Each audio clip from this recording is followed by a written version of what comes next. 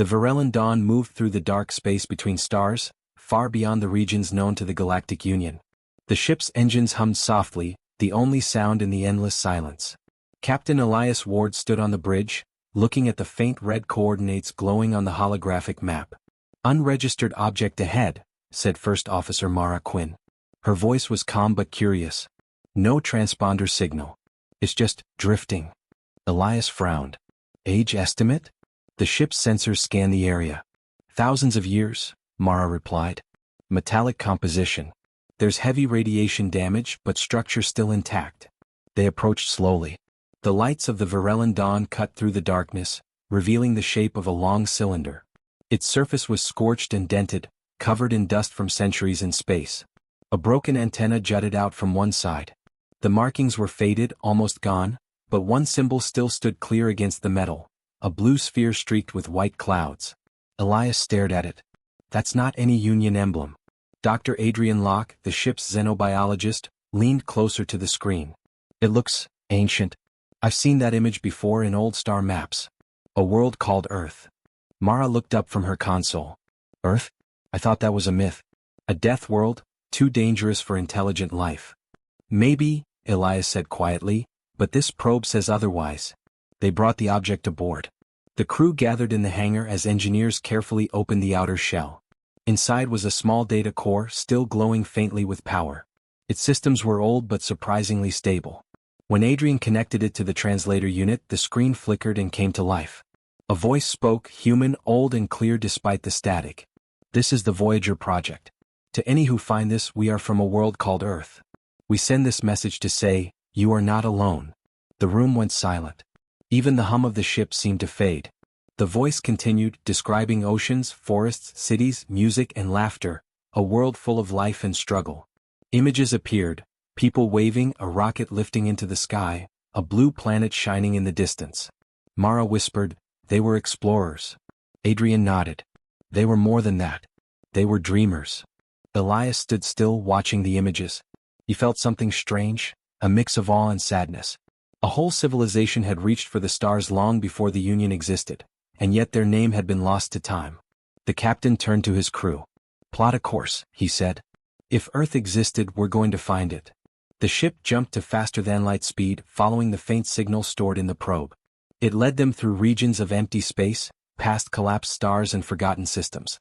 Along the way they found more signs, fragments of satellites, bits of metal with human writing, and faint energy trails. In the crew quarters, Adrian spent hours studying the probe's recordings.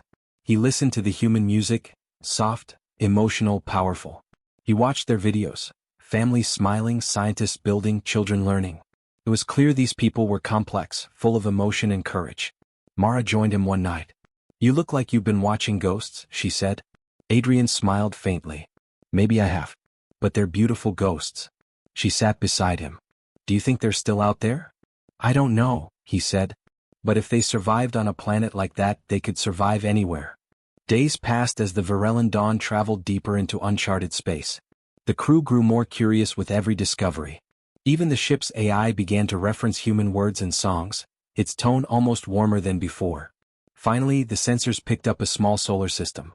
A bright yellow star, surrounded by several planets. The readings matched the data from the ancient probe.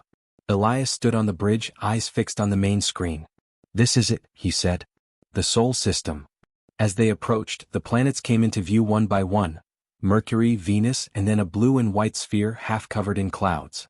"Earth?" whispered Mara. The crew stared in silence. The world was scarred but beautiful. Vast green continents stretched beneath swirling clouds. Storms raged across the oceans. It was alive, quiet but alive.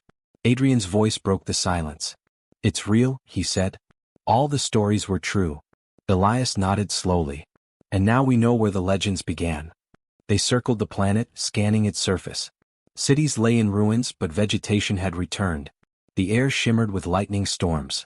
It looked dangerous, but it was clear. Life still fought to survive there. Elias turned to his crew. This was their home. They called it a death world, but I think it made them strong. Mara smiled faintly. Maybe that's why they reached the stars. Adrian looked down at the glowing planet. If they're gone, they left behind something powerful, a story that refused to die. The Varellan Dawn continued to orbit, the crew watching the silent world below. Somewhere beneath the clouds, the wind carried the whispers of a forgotten species, the first to look at the stars and wonder who else was out there. And now, centuries later, someone had finally answered. The Sol system was quiet and old. The planets still moved in their paths, but there was no life to be seen. Jupiter's great storms kept turning, and Mars was nothing but a red wasteland. Earth, once full of light and sound, was now covered in clouds and silence. It looked peaceful from above, but something about it felt heavy, like the planet was hiding old memories. The ship Varellan Dawn entered orbit. Its crew looked down at the blue and green world with awe. From space they could see pieces of broken cities under the mist, long bridges half buried in forests, and great towers that once touched the sky. Nature had taken back everything. Captain Elias Ward watched the screen. This was their home, he said quietly. Billions lived here once. First Officer Mara Quinn stood beside him. Now it belongs to the trees. Dr. Adrian Locke, the xenobiologist, checked the atmosphere readings. Oxygen level stable.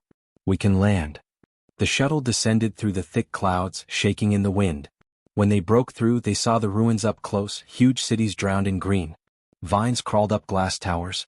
Rivers ran through streets. Birds flew in flocks between broken buildings. It was beautiful but also sad. They landed on what had once been a wide stone plaza. Cracked statues stood in the corners, faces worn smooth by time. The air smelled of rain and soil. Adrian stepped down first, scanning the area. The ground is full of roots, he said. This place has been alive for a long time. They walked through empty streets. Cars were rusted to skeletons. Windows were shattered. Yet plants grew everywhere, bright green leaves pushing through concrete, flowers blooming in the middle of roads. Nature had won. Mara stopped by a broken sign. World Archive, she read aloud. Maybe there's something left inside. They entered the old building.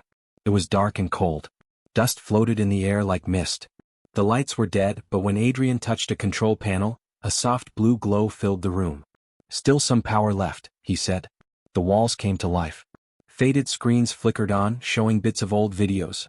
People walking through crowds, children running in parks, ships taking off, families sitting together. The humans looked happy, alive. Then came flashes of fire, storms, war, and disaster. It all played in silence, like ghosts telling their story. Mara whispered, "They lived with danger every day and still they laughed." Adrian nodded slowly.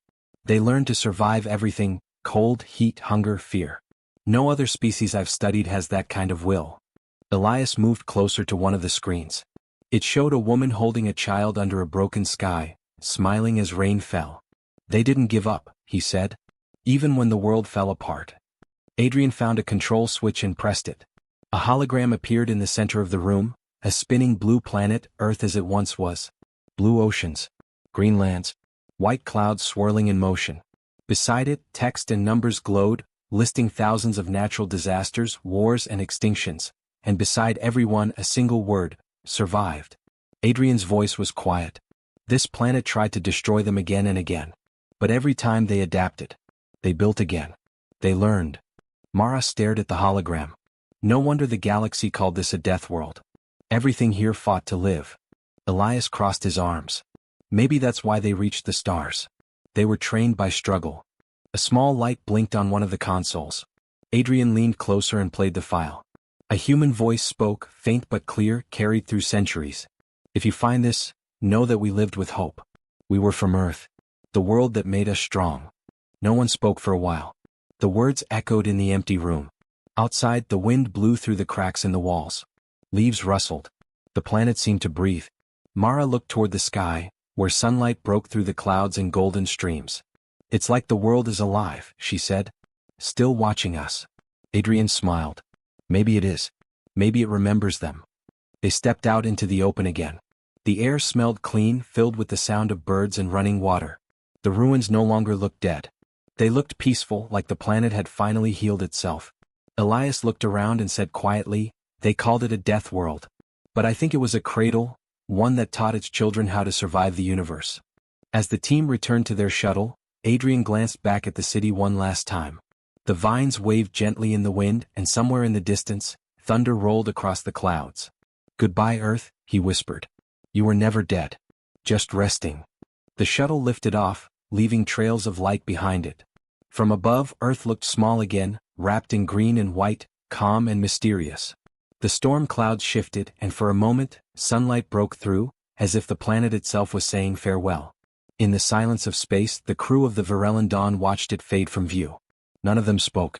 They all felt the same thing: awe, respect, and a quiet understanding that this world had not just birthed a species. It had forged legends. And somewhere, deep below the clouds, Earth slept, dreaming of the ones who had once called it home. The Galactic Union's capital world glowed like a silver jewel in space.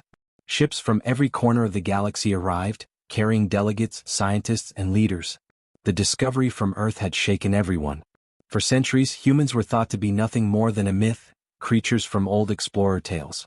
Now real evidence said otherwise. Inside the Grand Assembly Hall, hundreds of voices filled the air.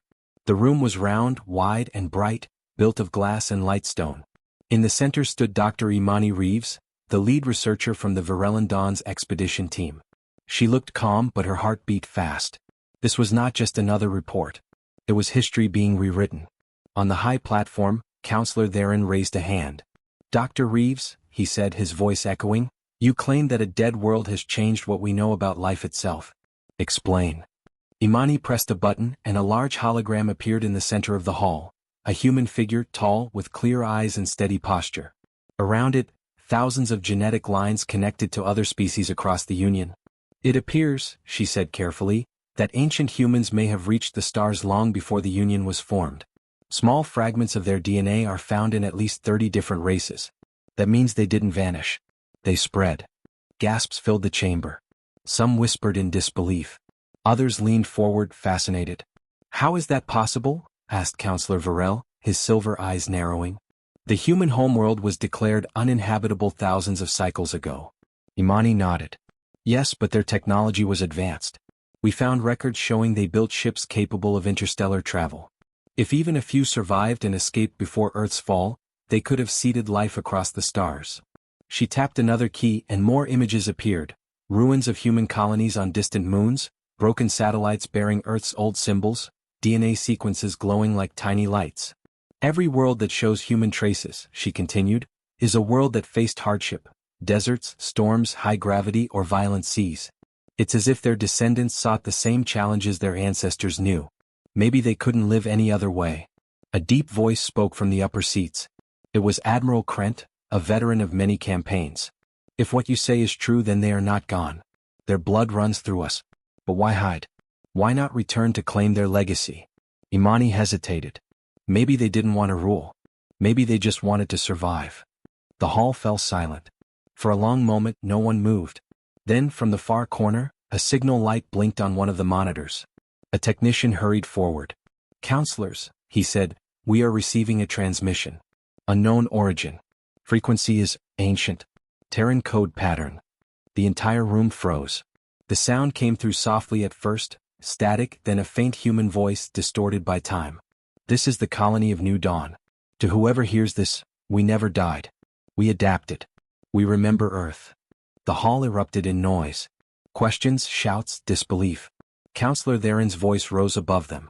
"Trace the signal." Imani stared at the screen, her hands shaking. The voice was unmistakably human. The tone, the rhythm, it was the same as the voices she had heard in Earth's archives. "The signal comes from the outer rim," the technician said. "Beyond the frontier systems." "Send a fleet," Theron ordered. "We must know who they are." The assembly turned to Imani again. "Doctor," the Admiral said quietly, "you started this. You will go with them." Imani nodded. "If there are still humans out there, we have to find them." That night, the city outside the hall was alive with talk. Every species, every news channel, every scholar spoke of the lost humans. Some feared their return. Old stories described them as fierce and unpredictable. Others called them the greatest builders and explorers the galaxy had ever known. Imani walked along the shining bridges of the capital, her mind racing. She remembered Earth's ruins, the green forests swallowing cities, the old message whispering about strength and survival. She thought about what that meant now. If humans had indeed spread their legacy across the stars, then maybe they had never truly disappeared. Maybe they had become part of everything. At dawn, the fleet prepared for departure. Massive ships floated in formation above the capital, silver and blue against the pale light. Imani stood at the viewport of the Varellan dawn, watching as the city shrank behind them. Mara Quinn joined her. "You think we'll find them?" she asked. Imani smiled faintly. "We already have. Just look around, every one of us carries a piece of them. But I want to see what became of their spirit." Elias Ward's voice came through the comm, "All ships ready. Setting course for the outer rim." The engines came to life. The fleet glided into the stars, following the faint, steady signal from the unknown colony. As the capital world disappeared behind them, Imani looked at the endless dark ahead. Somewhere out there, the descendants of Earth were waiting. She whispered to herself, "They never died. They adapted. And now they're calling us home." The stars stretched into lines as the ships jumped to light speed, chasing the voice of the lost world, a voice that refused to be forgotten. The fleet of the Galactic Union moved silently through deep space, following the faint human signal that had shocked the entire galaxy. It led them far from known routes, past empty systems and quiet suns, to the edge of the map. For weeks, the message repeated in the darkness, calm, steady, and human. When they finally reached the source, they found a small star burning bright blue and white. Around it, a single planet turned slowly, half rock, half desert. But there was life. Huge domes glowed across its surface, connected by thin silver roads. From above, it looked peaceful, not primitive, not broken, but alive. Commander Elias Ward stood at the viewport of his ship, the Varellan Dawn. "They did it," he said softly. "They built a world out here." Beside him, Dr. Imani Reeves nodded. "Against every rule of nature," she said. "No support, no supply lines, and still they survived." The fleet sent out a message in every known language. The reply came quickly, clear and confident. "This is Captain Leah Morgan of the New Dawn Colony. We see you. Approach with care." There was no fear in her voice, only control. Elias smiled faintly. "They sound like us," he said. The ships descended through a bright sky.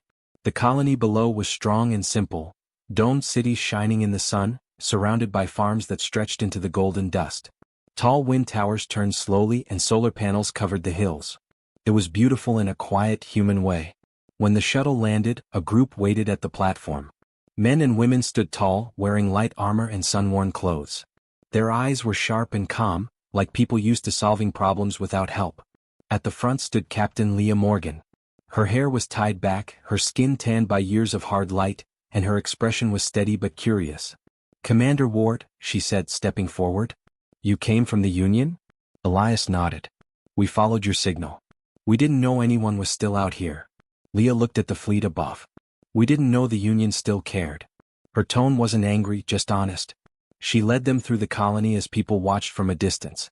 Children ran between greenhouses, workers repaired a solar collector, and machines hummed softly. Everything looked handmade but efficient.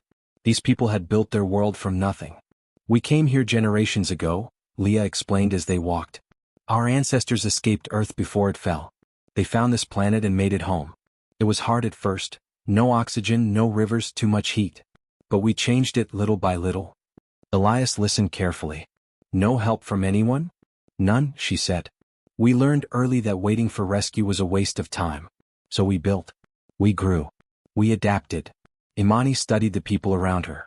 "Your technology, it's different but it works. You've mixed old Earth science with new ideas." Leah nodded. "We don't have the resources the Union has, but we understand how to make things last. Out here you can't waste anything." They reached the top of a tower that overlooked the entire colony. The view was breathtaking, domes glimmering in the sun, green crops waving under protective fields, small rivers made from melted ice flowing between farms. Elias turned to Leah. "You've done something incredible. The Union believed humans were gone. But you've thrived." Leah looked at the horizon. "We didn't want to vanish," she said quietly. "We wanted to live free without being controlled or feared. Out here no one called us dangerous. We were just human." There was a long silence. The wind blew softly over the platform. Elias finally spoke. "The Union wants peace. They want to understand you, maybe even welcome you back." Leah smiled slightly. "Back? We never left. We just kept walking when everyone else stopped." Imani looked at her with respect. "You're the living proof of what we found on Earth. The spirit that never gave up." Leah met her eyes. "That's what Earth taught us. Never give up, no matter how harsh the world is. We call it the Deathworld lesson." Elias looked out at the colony again. "The galaxy should see this. They've feared humanity for centuries, but maybe they should learn from it instead. Leah's voice softened. We'll share what we can. But understand, Commander, we don't depend on others anymore. We are not a lost people. We are a grown one. The sun began to set, casting long shadows over the fields. The air turned golden and still. For a moment no one spoke. The sound of wind and distant laughter filled the air. Elias broke the silence. Then maybe it's time for the Union to listen instead of lead. Leah smiled, a small tired smile. That would be a good start. As night fell, lights flickered across the colony, bright against the dark desert. From orbit, the human settlement looked like a cluster of stars scattered across the planet's face. The Varellan dawn transmitted the report to the Union, proof that the children of Earth were alive, strong, and unbroken. And as the fleet prepared to leave, Elias stood one last time at the window, watching the colony's lights below. He thought about Earth, the green ruins, the voices in the archives, the message that had started it all. Humans had never been lost. They had simply gone farther than anyone expected. They had turned survival into a way of life. He smiled to himself and whispered, "The death world lives on." Months had passed since the discovery of the human colony. The story spread across the galaxy like fire. Everyone talked about the Deathworlders, the people who had survived the harshest planet and built a new home at the edge of space. Some feared them. Others admired them. But no one could ignore them anymore. The Galactic Union called for a great meeting on its capital world. Every seat in the Grand Assembly was filled. Leaders from hundreds of species gathered to decide what to do with humanity's descendants. Some believed they should be welcomed. Others said they were too dangerous, too unpredictable. Commander Elias Ward stood quietly among the Union representatives. Beside him, Dr. Imani Reeves watched the hall fill with lights and movement. It was strange to think that just months ago, they had landed on Earth's ruins, and now they were about to decide humanity's future. At the center of the hall stood a tall platform. When the time came, Captain Leah Morgan walked onto it. She wore simple clothes, not armor or a uniform. Her expression was calm, but her eyes were steady and proud. The crowd went silent. A voice from the upper seat spoke first. "Captain Morgan of the New Dawn Colony," said Counselor Theron. "The Union welcomes you. You have asked to join us, but many here fear what your people might bring. Earth was known as a world of danger. A death world. Why should we trust those who come from it?" Leah looked around the vast chamber.